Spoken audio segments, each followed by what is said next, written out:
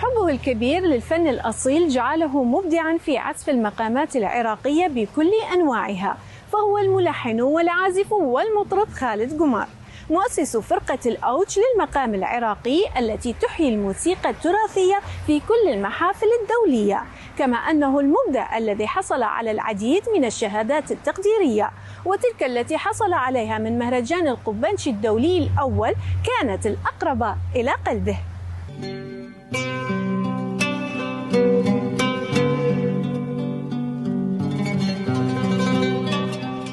تعلم العزف على أوتار القلب قبل العود، مخاطبا مشاعر سامعيه ومطربا مسامع الشرق والغرب بألحان تعزفها أنامله اتسمت بعراقة الفن الأصيل وروحية من تعلم السلم الموسيقي الأول منهم،